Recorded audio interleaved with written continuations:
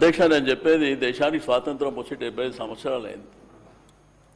ఇది చేయాలనుకున్నప్పుడు ఈ దేశానికి స్వాతంత్రం తెచ్చిందే మేమన్న వాళ్ళు, ఈ దేశాన్ని 55-60 సంవత్సరాలు పరిపాలన చేసిన వాళ్ళు,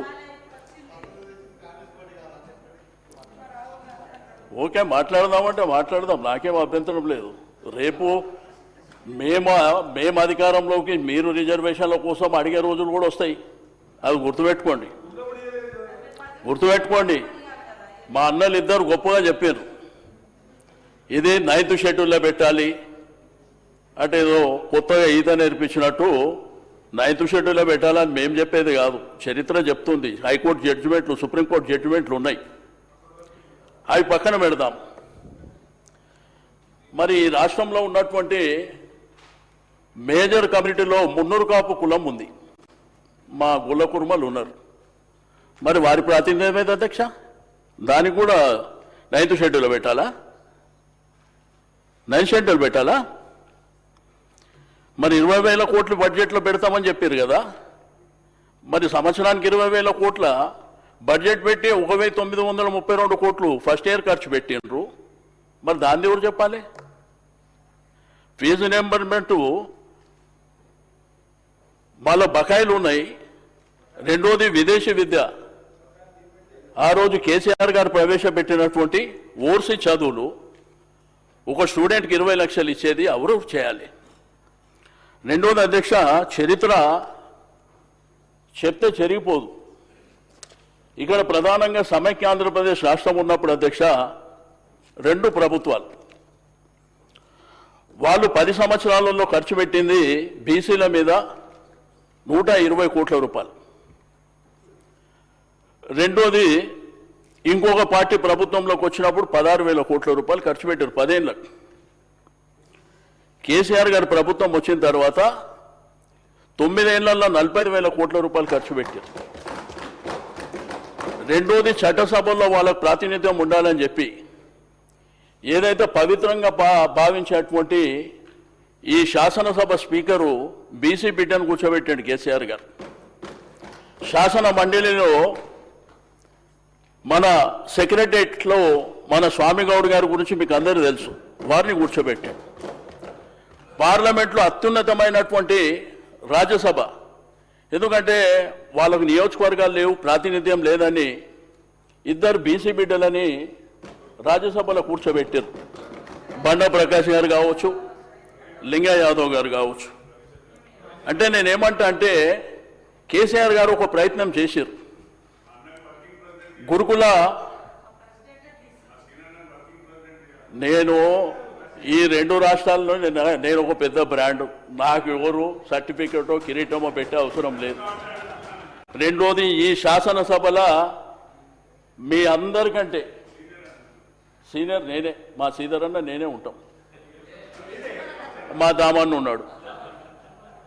కాబట్టి 2 రాష్ట్రాల్లో కూడా నాకేదో కిరీటాలు వస్తే తీసుకునేది కాదు, కష్టపడి శక్తితో పైకి వచ్చినటువంటి వ్యక్తిని. నేనేమంటా అంటే కేసీఆర్ గారు ఒక ప్రయత్నం చేశారు. రాష్ట్రంలో విద్య ఉపాధి అవకాశాలు ఉండాలని వారు గురుకుల పాఠశాలలు 19 ఉంటే 327 వరకు తీసుకెళ్ళారు. ఇంజనీరింగ్ కాలేజీలు పెట్టిర్రు, డిగ్రీ కాలేజీలు పెట్టిర్రు, మెడికల్ కాలేజీలు పెట్టిర్రు, లా కాలేజీలు పెట్టిర్రు, మహిళా కాలేజీ కూడా పెట్టారు. వారి దగ్గర ఒక 4,311 మందికి ఉద్యోగాలు కూడా ఇచ్చారు. రెండోది గ్రామీణ ఆర్థిక వ్యవస్థ బలోపేతం కావాలని మరి అనేకమైనటువంటి సంక్షేమ కార్యక్రమాలకు కూడా వారు శ్రీకారం చుట్టారు. నేను అడిగేది ఏంటంటే కామారెడ్డి డిక్లరేషన్లో మీకు ఇది తెలియకనా ఆల్ ఇండియా కాంగ్రెస్ పార్టీ చరిత్ర 140 సంవత్సరాలని చెప్తారు కదా, ఇది మనం భారతదేశంలో అధికారంలో లేము అని తెలిసి కూడా మీరు ఎవరిని మోసం చేయడానికి పెట్టిన అనేదే కదా నేను అడిగేది. సరే, కాంట్రాక్టులల్లా బీసీలకు 42% రిజర్వేషన్ ఇస్తారని చెప్పారు. రెండోది సీనన్న మాట్లాడితే ఏం చెప్పిండంటే లోకల్ బాడీస్లా పార్టీ పరంగా ఎవరు ఇచ్చే అవసరం లేదు, గడిచిన 10-15 సంవత్సరాల నుంచి 65% లోకల్ బాడీలో ఉంటుందే బీసీలు. అది ఎవరు చెప్పే అవసరం లేదు. కానీ మొదటిసారి చరిత్రలో జనరల్ సీట్లలో బీసీలు గెలిచిందంటే ఇది దేనికి సంకేతం పోతుందో ఒకసారి గుర్తుపెట్టుకోవాల్సినటువంటి అవసరం ఉన్నది. దయచేసి నేను కోరేదల్లా, మీకు రిక్వెస్ట్ చేసేదల్లా, మేము ఈ సమాజంలో అగ్రభాగాన ఉన్నటువంటి వాళ్ళం. మా పాపులేషనే 51%, 56 కులగణన చేసిన తర్వాత దాన్ని 46కు తెచ్చారు. మీరు మైనార్టీలను కలిపి పెట్టారు, అది మీరు చూసుకోండి ఒకసారి. ఆ తర్వాత దళిత బిడ్డలు, గిరిజన బిడ్డలు, మైనారిటీ బిడ్డలు నిజంగా మేము బయటికి వెళ్ళాలనుకుంటే ఈరోజు రాష్ట్రంలో అవేరే ఉన్నారు అందరు. మేము నిజంగా కూడా బయటికి వెళ్ళాలని సమాజం అనుకుందనుకో, ఆ తర్వాత జరిగేది మీ రిజర్వేషన్లు ఆడుకునే పరిస్థితి వస్తుంది అనేటువంటిది నేను ఈ సందర్భంగా తెలియజేస్తున్నా. ప్రపంచంలో ఎన్నో ఉద్యమాలు జరిగినాయి. తెలంగాణ ఉద్యమాన్ని మన కళ్ళారా చూసిన వాళ్ళం, మన కళ్ళారా చూసిన వాళ్ళం. కానీ నీతి నిజాయితీగా బతకాలనేటువంటి సంకల్పం ఉన్న వాళ్ళం. నమ్మించి మోసం చేయకండి, గొంతు కోయకండి. మీరు ఏదైతే చేస్తామంటున్నారో అది చేయండి. అదేమో 9th షెడ్యూల్లో జరగదు. మీరు బీజేపీ వాళ్ళని ఎందుకు అన్నారంటే వాళ్ళు హామీ ఇయ్యలే, మీరిచ్చారు. తెలిసి కావాలని మోసం చేయాలని మీరు హామీ ఇచ్చారు. భూసాని కమిషన్ వేసిర్రు, టేబుల్ చేసిర్రా, పబ్లిక్ డొమైన్లో పెట్టినరా, పెట్టలే.